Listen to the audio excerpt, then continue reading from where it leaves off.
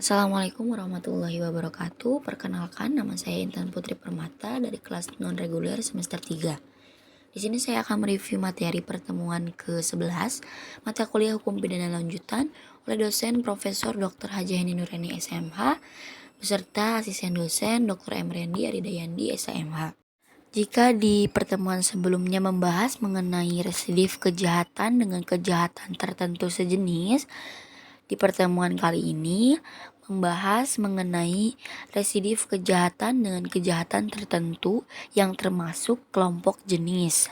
Hanya diatur dalam 3 pasal, yaitu diatur dalam pasal 486. Adapun syarat-syaratnya yaitu 1. Kejahatan yang diulangi harus termasuk dalam satu kelompok jenis dengan kejahatan yang pertama atau terdahulu. Kelompok jenis kejahatan termaksud adalah A. Kelompok jenis kejahatan pasal 486 KUHP mengenai kejahatan terhadap harta benda dan pemalsuan. Misalnya pemalsuan mata uang.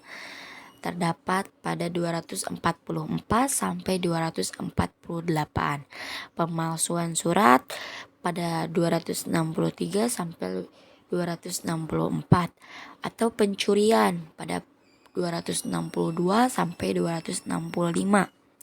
Penggelapan, penipuan, kejahatan jabatan pada 415, 417, 425 atau penadahan pada pasal 480 sampai 481.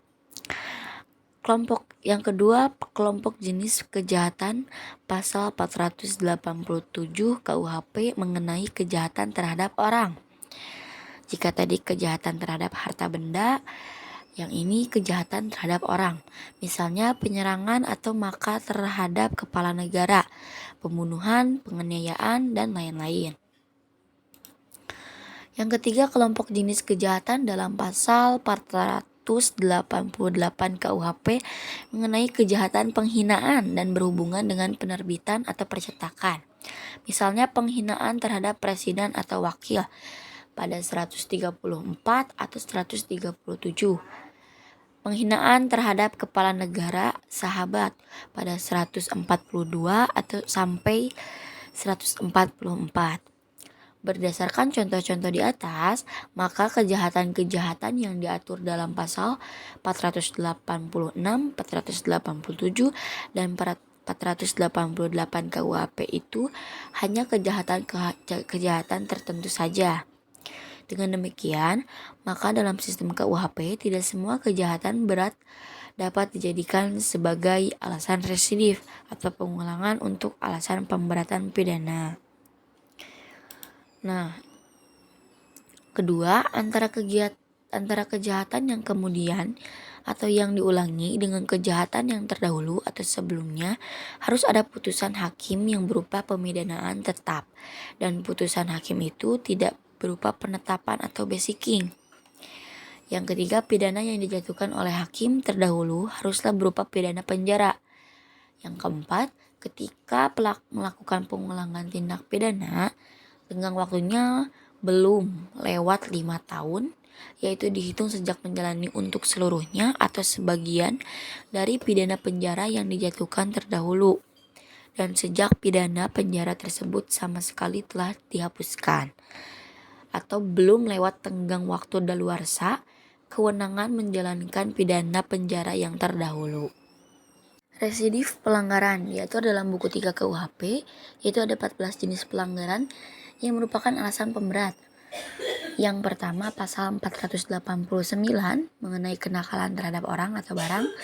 Yang kedua, pasal 492 mengenai mabuk di muka umum, merintangi lalin atau mengganggu ketertiban dan keamanan orang lain.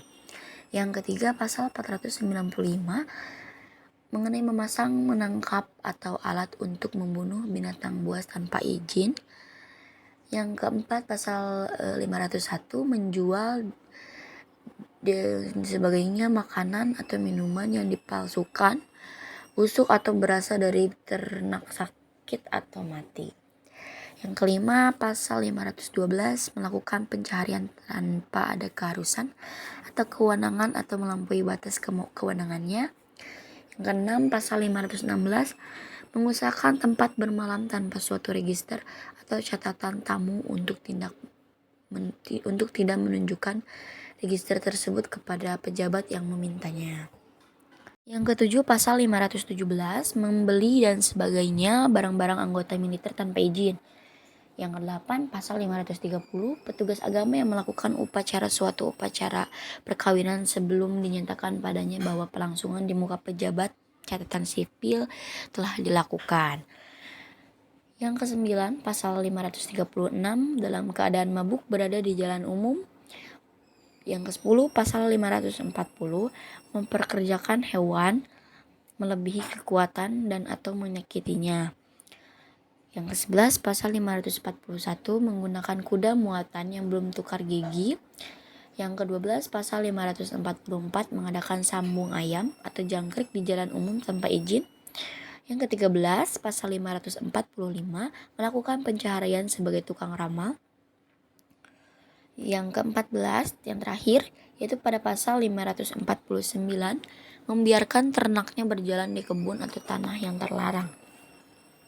Nah, lalu syarat-syarat pada residif pelanggaran ini yaitu yang pertama, pelanggaran yang dilakukan harus sama atau sejenis dengan pelanggaran terdahulu.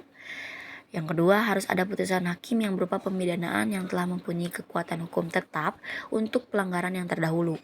Yang ketiga, tenggang waktu pengulangannya belum lewat 1 atau 2 tahun sejak adanya putusan pemidanaan yang telah mempunyai kekuatan hukum yang tetap, yaitu belum lewat 1 tahun untuk pelanggaran-pelanggaran untuk pasal 489, 492, 495, 536, 540, 541, 544, 545, dan 549 KUHP.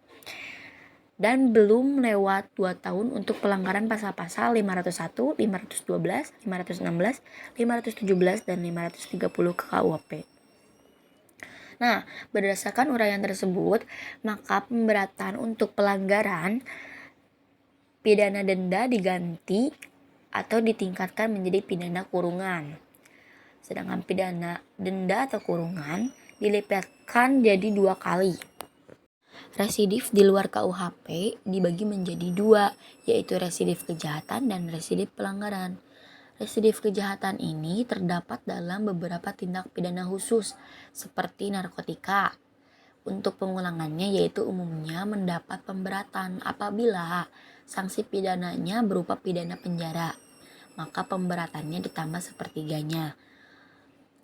Atau apabila untuk sanksi pidananya yang berupa denda, maka pemberatannya dikali 2. Sedangkan pada residif pelanggaran di luar KUHP terdapat dalam Undang-Undang Nomor 14 Tahun 1992 dan lain-lain dengan ketentuan pemberatannya yaitu tenggang waktu pengulangan beragam, yaitu ada yang 1 tahun dan ada yang 2 tahun. Yang kedua, untuk pemberatannya ada yang ditambah separuh, sepertiga, dan ada yang dilipat gandakan menjadi 2. Sekian review materi kali ini. Mohon maaf apabila ada kesalahan. Wassalamualaikum warahmatullahi wabarakatuh.